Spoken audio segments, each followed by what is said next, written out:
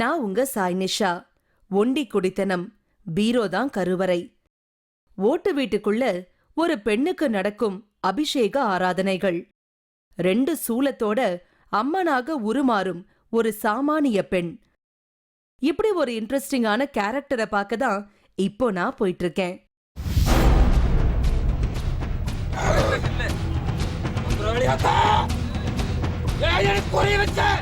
ஒண்டி குடித்தன வீடே கோயில், பீரோதான் கருவறை.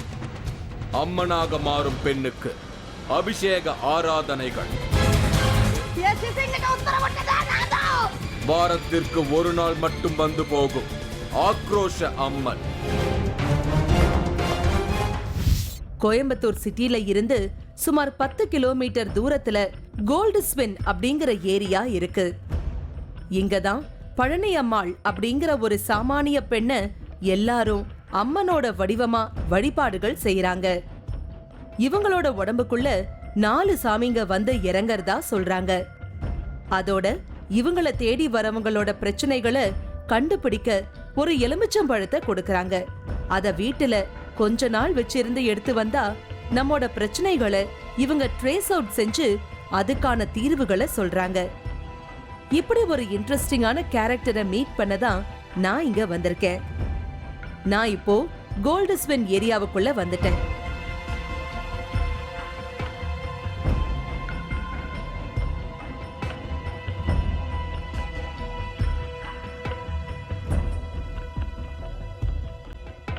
ரொம்ப குறுகலான ஒரு சந்துக்குள்ள போய் அவங்க வீட்டை கண்டுபிடிச்சேன். இவர்தான் நான் தேடி வந்த பழனியம்மாவோட கணவர் ஆனந்த். உள்ள விசாரிக்க போன என்ன அவரு வீட்டு வாசல்லையே தடுத்து நிறுத்திட்டாரு. எனக்கு ஒண்ணுமே புரியல. அப்புறம் சாமி கிட்ட இருந்த மஞ்ச தண்ணிய என் மேல தெளிச்சாரு. அதுக்கப்புறமா தான் என்ன வீட்டுக்குள்ளேயே கூட்டிட்டு போனாரு. இத பார்க்க வீடு மாதிரி இருக்கு. ஆனா இது வீடு இல்ல. இவங்களை பொறுத்த வரைக்கும் இது கோயில். அது இவங்களோட மனைவி அம்மனா மாறும் அந்த தருணத்துல அத பார்த்துட்டு இருக்கிற எல்லாராலையும் உணர முடியும். அந்த சின்ன ரூம்ல ஒரு பீரோ இருந்தது. அந்த பீரோக்குள்ள ஒரு சாமி படமும் பக்கத்துல பெருசா 2 சூலமும் இருந்தது. பீரோ தான் இங்க கருவறை. பார்க்கவே வினோதமா இருக்கு. இந்த வலது பக்க சூலத்துல சமயபுரத்து அம்மனும், இடது பக்க சூலத்துல கருமாரி அம்மனும், உள்ள இருக்கிற சாமி படத்துல பன்னாரி அம்மனும் வனபத்ரகாளியும் இருக்கிறதா இவங்க சொல்றாங்க. நான் பயபக்தியோட அதையெல்லாம் பார்த்துட்டு இருந்தேன். ஒண்டு குடுத்தனத்துல ஒரு பக்கம் கட்டில், இன்னொரு பக்கம் பாத்திர பண்டங்களுக்கு நடுவுல இப்படி ஒரு வழிபாடு. இது உண்மையிலேயே எனக்கு ஒரு வித்தியாசமான அனுபவம். எனக்கு இப்ப பழனி அம்மாளை பார்க்கணும்னு ஆவலா இருந்தது. அவங்க இப்ப பக்கத்துல இருக்கிற கோயிலுக்கு போயிருக்காங்க. நான் உடனே அவங்கள பார்க்க கோயிலுக்கு புறப்பட்டேன். கோயில்ல பழனி அம்மாவை சந்திச்சு பேச தொடங்கினேன். இவங்க தான் வாரத்துல ஒரு நாள் அம்மனா மாறி வரவங்களோட பிரச்சனைகளுக்கு தீர்வு கொடுக்கறாங்க. மற்ற நாட்கள்ல இவங்களும் ஒரு சாதாரண பெண் தான். அம்மனா மாறும் நாள் தவிர மற்ற நாட்கள்ல இவங்க ஒரு பிரைவேட் கம்பெனில வேலைக்கு போயிட்டு இருக்காங்க. வாரத்துல ஒரு நாள் மட்டும்தான் இவங்க அம்மனா மாறுவாங்க. ஆனா மற்ற நாட்கள்லயும் இவங்கள தேடி பிரச்சனைகளோட யாராவது வந்தபடியே இருப்பாங்க. அப்போ இவங்க ஒரு எலுமிச்சம்பழத்தை கொடுத்து அத வீட்டுல குறிப்பிட்ட நாட்கள் வச்சு எடுத்துட்டு வரும்படி அவங்களுக்கு இன்ஸ்ட்ரக்ஷன் கொடுப்பாங்க. அந்த பழத்தை கொடுக்கும் போதே வந்திருக்கிறவங்களுக்கு என்ன பிரச்சனை, அது எத்தனை நாள்ல தீரும்னு எல்லாம் இவங்களுக்கு அம்மன் உணர்த்திடும்னு என்கிட்ட சொல்லிட்டு இருந்தாங்க. இவங்க அம்மனா மாறாத நாட்கள்ல இவங்களுக்கு எப்படி அப்படி ஒரு சக்தி இருக்கும்னு நான் மனசுக்குள்ள சந்தேகத்தோட யோசிக்க தொடங்கினேன். அதுக்கான ரியாக்ஷன் உடனே எனக்கு கிடைச்சிடுச்சு. நார்மலா உங்களுக்கு எப்படி சொல்லுவாங்க இத? நார்மலா வந்து இப்போ வந்து நான் நின்னுட்டு இருக்கேங்க. நான் நின்னுட்டு இருக்க அம்மாவை பாக்குறேன். நான் அம்மாவை பாக்குறேன்னு வச்சுக்கோங்களேன். அம்மா என்கிட்ட தெரியுங்க. தெரியுங்களா? அம்மா என்கிட்ட தெரியுங்க. என்கிட்ட இருக்குதுங்க அம்மா. தெரியுதுங்களா? என்ன பேட்டி எடுக்க நீ வந்திருக்கிறீல்ல, நான் வாயில வந்திருக்கேன். தெரியுமா? அம்மா வாக்கு நானு. இனி என்ன கேட்கணும் சொல்லு. சொல்லு. நான் அம்மா வந்திருக்கிறேன் சொல்லு. சொல்லு.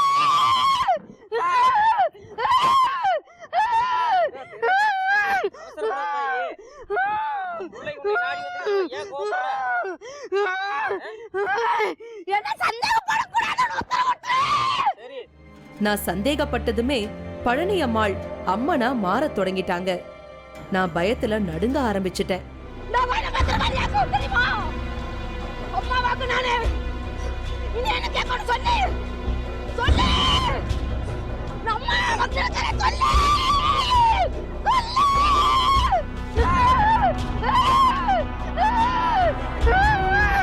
தன்னை யாரும் சந்தேகப்படக்கூடாது, தன்னோட சக்தி வெளிப்படதான் நம்ம டீமையே அம்மனோட சக்தி இங்க வரவழைச்சிருக்குன்னு இவங்க சொன்ன தகவல் என்ன பிரமிக்க வச்சுது. அப்பா என் சிசிங்கிட்ட உத்தரவிட்டதா நான்தான். சரி பழச்சிட்டாப்ல இல்ல? ஆமாதா. நான் உண்மைதானே சரி தூது கூட சொல்லிரு. சரி சரி உன் மக்களுக்கு நல்ல முறை பேட்டி கொடு. சாமி ஆடிக்கிட்டே இருந்தவங்க திடீர்னு கோயில் சன்னதி முன்னாடி போய் நின்னாங்க. தன்னோட 2 கைகளையும் மேல தூக்கினபடி ஒத்த கால்ல நின்னுட்டு இருந்தாங்க. அவங்களோட முகமெல்லாம் சிவந்து போய் ரொம்ப ஆக்ரோஷமா ஆடிட்டே இருந்தாங்க. சாமியோட ஆவேசத்தை குறைக்க பூசாரி அவங்களுக்கு வேப்பிலைய கொடுத்தாரு. இருந்தாலும் அவங்களோட ஆவேசமும் கோபமும் கொஞ்சம் கூட குறையல. சாமியோட கோபத்துக்கு நான் காரணமானதுனால கொஞ்சம் பயந்தபடியே அவங்க பக்கத்துல நின்னுட்டு இருந்தேன். கடைசியா மஞ்ச தண்ணிய கொடுத்ததும் அவங்களோட ஆவேசம் கொஞ்சம் கம்மியாகி சன்னதியோட வாசல்ல போய் உட்கார்ந்தாங்க.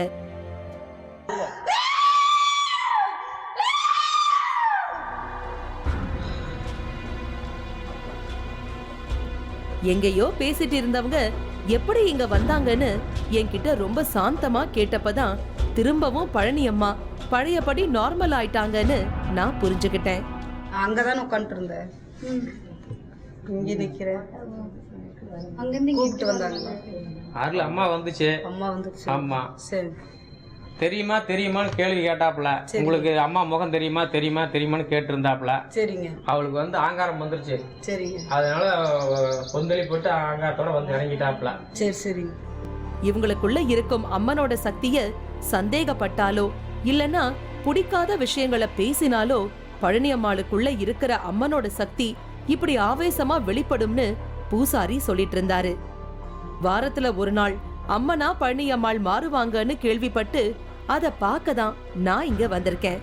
இன்னைக்கு இவங்க அம்மனா மாறும் நாள். அத பார்க்க நாங்க திரும்பவும் பழனி அம்மாளோட ஒண்டி கொடுத்தன வீட்டுக்கு வந்துட்டோம். பூஜைக்கான ஏற்பாடுகளை செய்யறதுல மும்முரமா இருந்தாரு ஆனந்த். ஒரு சின்ன குடத்துல வேப்பிலை பூவெல்லாம் சுத்தி கரகம் போல அலங்காரம் செஞ்சுட்டு இருந்தாரு. பீரோவுல இருந்த சாமி படங்களுக்கு பூ போட்டாரு. பக்கத்துல இருந்த 2 சூலத்துக்கும் புதுசா எலுமிச்சம் பழத்தை சொருகினாரு. 4 சாமிகளுக்கும் அலங்காரத்தை முடிச்சவரு இப்போ ஒரு வாழை இலையில தனித்தனியா படையல் வச்சாரு. பெரிய பெரிய கோயில்ல நடக்கிற வழிபாடுகளை எல்லாம் பார்த்த நம்மோட 3வது கண் டீமுக்கு இப்படி பீரோவுக்கு படையல் போடும் இந்த காட்சி ரொம்பவே வித்தியாசமா இருந்தது. இன்னும் கொஞ்ச நேரத்துல பழனி அம்மாள் அம்மனோட 4 அவதாரங்களா மாற இருக்காங்க. அது அத்தனையும் ரொம்பவே உக்கிரமா இருக்கும்னு எனக்கு சொல்லி இருந்தாங்க. வனபத்ர காளி, பன்னாரி, கருமாரி, சமயபுரம் மாறி இப்படி 4 ரூபத்துக்கு பழனி அம்மாள் மாறும் போது இந்த சின்ன ரூம் தாங்குமாங்கிற நினைப்போட அதையெல்லாம் பார்க்க ஆவலோட காத்திருந்தேன்.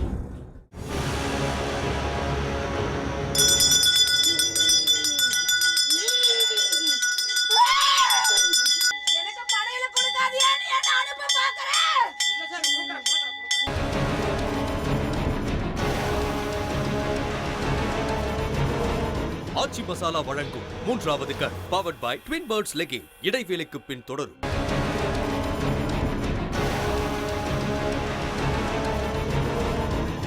ஆச்சி மசாலா வழங்கும் 3வது கண் powered by twin birds legging தொடர்கிறது. நான் இன்னைக்கு கோயம்புத்தூர் சிட்டில இருந்து சுமார் 10 கிலோமீட்டர் தூரத்துல கோல்ட்ஸ்வில் அப்படிங்கிற ஏரியாவுக்கு வந்திருக்கேன். இங்கதான் பழனி அம்மாள் அப்படிங்கிற ஒரு சாமானிய பெண்ண எல்லாரும் அம்மனோட வடிவமா வழிபாடுகள் செய்யறாங்க. அதையெல்லாம் பார்க்கதான் நான் இங்க வந்திருக்கேன். இங்க இருக்கிற விளக்க ஏற்றும் வரைக்கும் தான் பழனி அம்மாளுக்கு சுய நினைவு இருக்கும். அதுக்கப்புறமா இவங்க அம்மனா மாறினதும் இங்க நடக்கிற எதுவுமே அவங்களுக்கு தெரியாது. பழனி அம்மா ஒரு சிகப்பு சட்டைய போட்டுக்கிட்டு ரெடி ஆனாங்க. இவங்களோட கணவர் ஆனந்த் இப்ப ஒரு பூசாரியா மாறி இருந்தாரு. அவங்க காலுக்கு சலங்கைய கட்டி விட்டாரு. பழனியம்மா அங்க இருந்த ஒரு விளக்க ஏற்றினாங்க. அடுத்து ஆனந்த் பயபக்தியோட வேண்டினபடியே அம்மனை அழைச்சாரு. உள்ள இருந்து இன்னொரு பூசாரியும் மணிய அடிக்க ஆரம்பிச்சாரு. மணி சத்தம் கேட்டதும் பழனியம்மா ஆட ஆரம்பிச்சிட்டாங்க.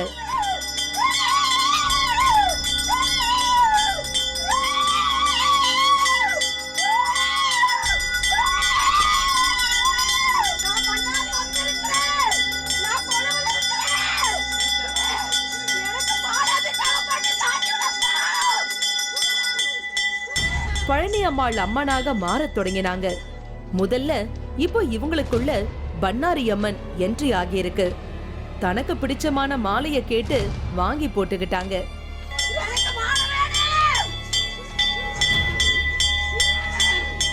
மாலைய வாங்கின சந்தோஷத்துல வெளிய போய் கொஞ்ச நேரம் ஆடிக்கிட்டே இருந்தாங்க. சம்மணம் போட்டு உட்கார்ந்தவங்களுக்கு பூசாரி விபூதி பூசி மஞ்சள் குங்குமம் வச்சு விட்டாரு. வர சாமி தனக்கு என்ன வேணுமோ அத பூசாரி கிட்ட கேட்டு வாங்கிக்கிறாங்க.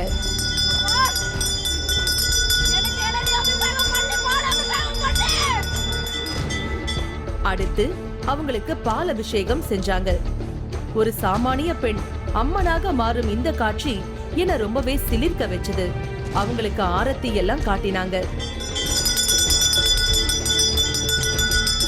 அடுத்து பண்ணாரி அம்மனை வழி அனுப்ப அவங்களுக்கு ஒரு எலுமிச்சம் பழத்தை கொடுத்தாங்க. ஆனாலும் சாமி ஆடினபடியே இருந்தாங்க. தனக்கு வைக்கப்பட்ட படையலை கேட்டு வாங்கி சாப்பிட்டாங்க.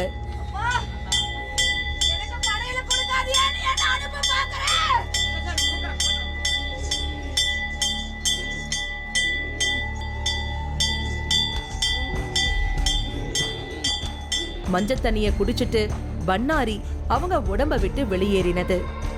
உடனுக்குடனே இவங்களுக்குள்ள ஒரு டிரான்ஸ்ஃபர்மேஷன் நடந்தபடியே இருக்கு.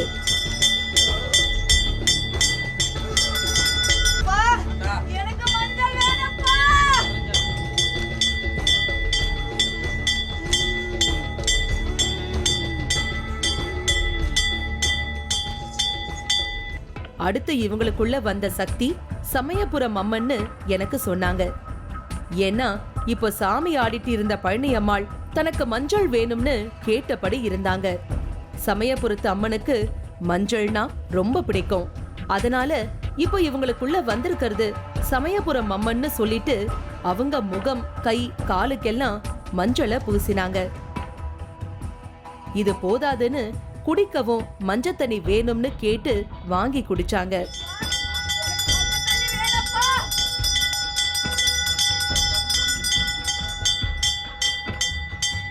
அம்மன் இப்ப அரளி மாலையும் ரோஜா மாலையும் கேட்டு வாங்கி போட்டுக்கிட்டது.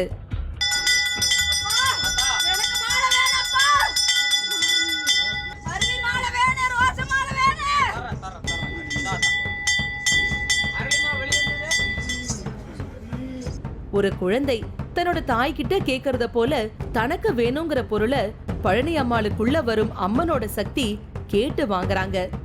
இப்போ தன்னோட சூலத்தை எடுத்து வெளியே போய் ஆடத் தொடங்கிட்டாங்க பழனி அம்மா.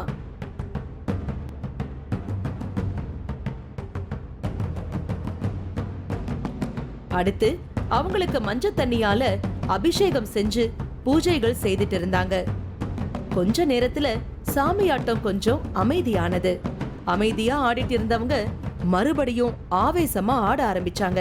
அடுத்து பழனி அம்மாளுக்குள்ள கருமாரி அம்மனோட சக்தி என்ட்ரி ஆனது. இப்போ அவங்களுக்கு எலுமிச்சம்பழ மாலைய போட்டாங்க. அப்போ கரெக்டா அங்க இருந்த கருமாரியோட சூலத்தை எடுத்து அவங்க ஆடத் தொடங்கிட்டாங்க. இவங்களுக்குள்ள அம்மனோட சக்தி வந்ததுல இருந்து இப்ப வரைக்கும் தன்னோட 2 கண்களையும் மூடிக்கிட்டே தான் இருக்காங்க பழனி அம்மாள். பிரச்சனையோட வந்திருக்கிறவங்களுக்கு எல்லாம் தீர்வுகள் சொல்லி திரும்பவும் சாதாரண பெண்ணா மாறும்போதுதான் பழனி அம்மாள் கண்களை திறப்பாங்கன்னு எனக்கு சொல்லிட்டு இருந்தாங்க. அடுத்து பழனி அம்மாள் உடம்புக்குள்ள வனபத்ரகாளிய வரவழைக்க தொடங்கினாங்க. பூசாரி ஆனந்த் சாமி படத்துக்கு தீபம் காட்டி வனபத்ரகாளிய அழைச்சாரு. வனபத்ரகாளி அவங்க மேல இறங்கினதும் அவங்க ரொம்ப ஆக்ரோஷமா ஆட ஆரம்பிச்சுட்டாங்க.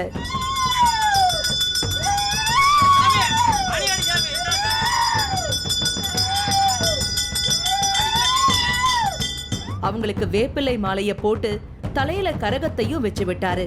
தலையில கரகத்தோட ஒரு கையில கருமாரி சூலமும் இன்னொரு கையில சமயபுரத்து சூலமும் பிடிச்சுக்கிட்டு ஆடிட்டே இருந்தாங்க. ஒரு சின்ன ரூமுக்குள்ள நடக்கிற இந்த காட்சிகள் எல்லாம் என்ன பிரமிக்க வச்சபடி இருந்தது. பிரச்சனைகளோட இங்க தேடி வந்தவங்க எல்லாம் வெளியில இருந்தபடியே இதையெல்லாம் பார்த்துட்டு இருந்தாங்க. ஆடிட்டே இருந்தவங்க திடீர்னு எனக்கு ஒரு ப்ரெடிக்ஷன் சொல்லி அசத்தினாங்க. என்ன நாடி வந்ததுக்கு கனி கூடப்பா. கையில ஒரு எலுமிச்சம் பழத்தையும் கொடுத்தாங்க. பழனி அம்மாள் இப்படி வாரத்துக்கு ஒரு நாள் அம்மனா மாறும் நாட்கள்ல பிரச்சனைகளோட இங்க வர எல்லார்கிட்டையும் இவங்க பேசறதில்ல. கண்களை மூடிக்கிட்டே தட்டுல இருக்கிற விபூதிய யார் மேலையாவது வீசுவாங்க. விபூதி விழுந்தவங்கள மட்டும் கூப்பிட்டு பேசுறாங்க. அதுல ஆண்கள் யாராவது இருந்தா கண்டிப்பா மேல் சட்டை இல்லாம தான் இங்க வரணுங்கிறது இங்க இருக்கிற ஒரு கண்டிஷன். இங்க வந்திருக்கிற ஒரு பெண்ணுக்கு அம்மனா மாறி இருந்த பழனி அம்மா ஒரு வித்தியாசமான ட்ரீட்மெண்ட் செஞ்சாங்க. தன் கணவரோட பழனி அம்மா முன்னால வந்து மண்டியிட்டு மடியேந்தினபடி இருந்தாங்க அந்த பெண். அவங்களுக்கு ஒரு எலுமிச்சம் பழத்தை மந்திரிச்சு அத அவங்களோட வயிற்று பகுதி முழுவதும் வச்சு எடுத்தாங்க. இப்போ அந்த பெண்ணோட வயிற்றுல இருந்த பிரச்சனை எல்லாம் வெளியேறிட்டதா சொன்னாங்க. கையில ஒரு எலுமிச்சம் பழத்தை கொடுத்து அத டாக்டர் பார்த்த பின்னாடி சாப்பிடும்படி அட்வைஸ் பண்ணினாங்க. இந்த எலுமிச்சம் பழத்தை பிரச்சனை இருக்கிற இந்த பெண் மட்டும்தான் சாப்பிடணும். அதுலயும் முக்கியமா டாக்டர் கொடுக்கிற மருந்து சாப்பிடுறதுக்கு முன்னாடியே சாப்பிடணும்னு ஏதோ மெடிசன் பிரிஸ்கிரிப்ஷன் போல சொல்லிட்டு இருந்தாங்க. இவங்க பேரு அம்பிகா. கல்யாணமாகி 12 வருஷமா இவங்களுக்கு குழந்தையே இல்ல. பல டாக்டர்ஸ பார்த்தும் பலன் இல்ல. கடைசியா டெஸ்ட் டியூப் பேபி தான் இவங்களுக்கு இருக்கிற ஒரே வழின்னு டாக்டர் சொல்லி இருக்காங்க. மறுபடியும் எல்லா டெஸ்ட் பண்ணிட்டு நீங்கள் டெஸ்ட் டியூப் பேபி அப்ளை பண்ணிடுங்க, நீங்கள் லேட் பண்ணுறது வேஸ்ட்டு, உங்களுக்கு டெஸ்ட் டியூப் பேபி பண்ணிங்கன்னா டக்குன்னு உங்களுக்கு குழந்தை இதாகும் அப்படிங்கும்போது இப்போ எங்கள் வீட்டில் அது வந்து ஒத்துக்க மாட்டேன்ட்டார். சாமி தான் தனக்கு ஒரே வழின்னு இங்க வந்திருக்காங்க. இன்னைக்கு இவங்களோட பிரச்சனைய சாமி சரி செய்து இன்னும் ஒரு வருஷத்துல ஒரு குழந்தை பிறக்கும்னு இவங்களுக்கு அம்மன் வாக்கு கொடுத்திருக்கு. அடுத்த வருஷத்துக்குள்ள உங்களுக்கு பிள்ளையோ பையனோ கண்டிப்பாக இருக்கும் அப்படின்னு சொல்லி சொன்னாங்க. இந்த பாவாடைக்கு சிசு வெளியே வந்தாத்தா இந்த பாவாடை நான் ஒரு வழி பண்ண முடியும். சரி, இப்ப போட்டு நான் எதுவும் பண்ண முடியாது.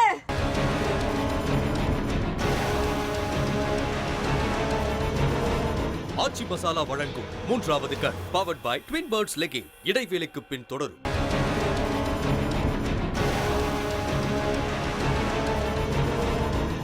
ஆச்சி மசாலா வழங்கும் 3வது கண் powered by twin birds legging தொடர்கிறது. இன்னைக்கு நான் கோயம்புத்தூர் சிட்டிக்கு பக்கத்துல 10 கிலோமீட்டர் தூரத்துல இருக்கிற கோல்டு ஸ்பென் அப்படிங்கிற ஏரியாவுக்கு வந்திருக்கேன். இங்க ஒரு ஓட்டு வீடுல ஒண்டே குடுத்தனத்துல இருக்கிற பழனியம்மாள் வாரத்துல ஒரு நாள் அம்மனா மாறுறாங்க. அந்த சமயத்துல அவங்களுக்கு அபிஷேகம் எல்லாம் செஞ்சு ஆராதனைகள் செய்யறாங்க. அவங்களுக்குள்ள அம்மனோட சக்தி இறங்கி வரவங்களோட பிரச்சனைகளுக்கு தீர்வுகளை தரறதான் இன்னைக்கு நான் பாத்துட்டு இருக்கேன். சுத்தி நின்னுட்டு இருந்தவங்க எல்லாரும் தன் மேல விபூதி போட மாட்டாங்களான்னு ஒரு ஏக்கத்தோட வெயிட் பண்ணிட்டு இருந்தாங்க. அப்போ கூட்டத்துல இருந்த ஒருத்தர் மேல சாமி ஆடிட்டு இருந்த பழனியம்மா விபூதிய போட்டாங்க. அவரு தன்னோட மனைவிய கூட்டிட்டு அவங்க முன்னாடி வந்து நின்னாரு. அம்மன் ரூபத்துல இருந்த பழனியம்மாளை பார்த்ததுமே அவங்க திடீர்னு தன்னோட 2 கைகளையும் முறுக்கிக்கிட்டு அழ ஆரம்பிச்சுட்டாங்க.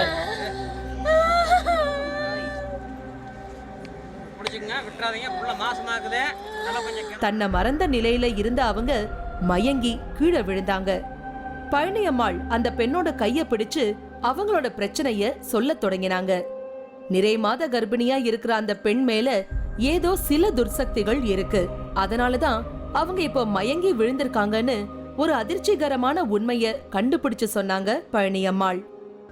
இந்த பாவாடைக்கு சிசு வெளியே வந்தாத்தா இந்த பாவாடை நான் ஒரு வழி பண்ண முடியும். சரி, இப்ப போட்டு நான் எதுவும் பண்ண முடியாது.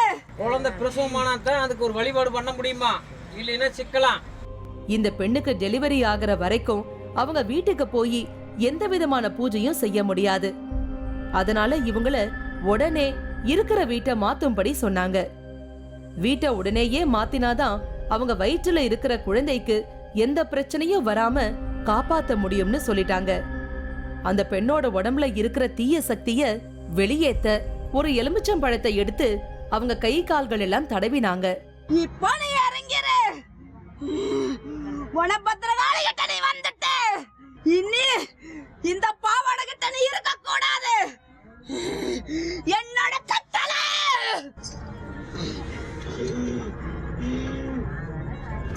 அந்த பழத்தை எடுத்துட்டு போய் அவங்க எல்லைய தாண்டி ரோட்டோரமா வீசி எறிஞ்சாங்க. இனிமேல் தன்னோட எல்லைக்கு வரக்கூடாதுன்னு சொல்லி கையில இருந்த சூலத்தை தரையில ஆக்ரோஷமா குத்தினாங்க. என்னோட பட்டி. ஒரு பிடி விபூதிய அந்த எல்லையில தூவி அவங்களுக்கு பாதுகாப்பு செஞ்சாங்க. இப்படி செஞ்ச உடனே அந்த பெண் மறுபடியும் மயங்கி கீழே விழுந்தாங்க. அந்த பெண்ணோட உடம்புல இருந்த தீய சக்தி வெளியேறினதுனாலதான் இவங்க இப்படி மயங்கி விழுந்தாங்கன்னு நான் புரிஞ்சுக்கிட்டேன். அம்மன் ரூபத்துல ஆக்ரோஷமா இருந்த பழனி அம்மா கிட்ட வந்திருந்தவங்க எல்லாரும் தங்களோட பிரச்சனைகளை சொல்லி தீர்வு கேட்டுக்கிட்டாங்க. இப்போ எல்லா அம்மனும் பழனி அம்மாவை விட்டு வெளியேறும் நேரம் வந்தது. இனி கிளைமேக்ஸ். பழனி அம்மாளுக்கு ஒரு எலுமிச்சம் பழத்தை சாப்பிட கொடுத்தாங்க. அத வாயில கடிச்சதுமே இன்னும் வேகமா ஆட ஆரம்பிச்சுட்டாங்க பழனி அம்மா.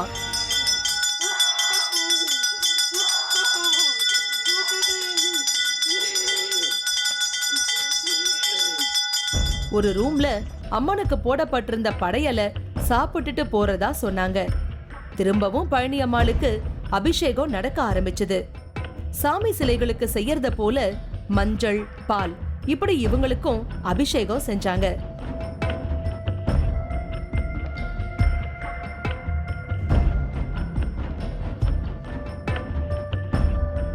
தன்னை கடவுள்னு அறிவிச்சபடி பெரிய பெரிய ஆசிரமங்கள்ல இருக்கும் சாமியார்களுக்கு தங்கத்தால சிலை அமைக்கிறதையும் இப்படி அபிஷேக ஆராதனைகள் செய்யறதையெல்லாம் நம்மோட 3வது கண் நிகழ்ச்சியில பார்த்திருக்கோம். ஆனா ஒண்டி குடுத்தன ஓட்டு வீட்டுக்குள்ள ஒரு சாதாரண பெண்ணுக்கு இப்படி அபிஷேக ஆராதனைகள் எல்லாம் செஞ்சு அம்மனா வழிபாடு நடத்தும் இந்த நிகழ்வு நிச்சயம் என்ன மட்டும் இல்லைங்க, உங்களையும் பிரமிக்க தான் செய்திருக்கும். பலரோட பிரச்சனைகளுக்கு அம்மனா மாறி தீர்வுகளை தரும் பழனி அம்மாளுக்கு நன்றி சொல்லிட்டு அங்க இருந்து புறப்பட்டேன். வேற ஒரு புது விஷயத்தை தேடி என்னோட டிராவலை நான் மறுபடியும் ஸ்டார்ட் பண்ணிட்டேன். உங்களிடமிருந்து விடைபெறுவது சாய் நிஷா. இந்த நிகழ்ச்சி நாளை மாலை 4:30 மணிக்கு மறு ஒளிபரப்பாகும். ஒரே மலையில் பல சித்தர்களின் ஜீவசமாதி. 14 சித்தர்கள் இங்க மலையை சுத்தி அடக்கமாயிருக்கிறாங்க. சித்தர்கள் வழிபட்ட முருகர் சிலை எங்கே? பழனி மலை போல் கூடல் மலையில் மறைந்திருக்கும் ஒரு சித்த ரகசியம். நீங்களும் இந்த திகில் பயணத்தில் கலந்து கொள்ள ஒரு வாய்ப்பு. 3வது கண் டிவி ஷோ என்ற Facebook பக்கத்தில் எங்களோடு இணைந்திடுங்கள். உங்களது அமானுஷ்ய அனுபவங்களை பதிவு செய்து இந்த நிகழ்ச்சியில் பங்கு பெறும் வாய்ப்பை பெறுங்கள்.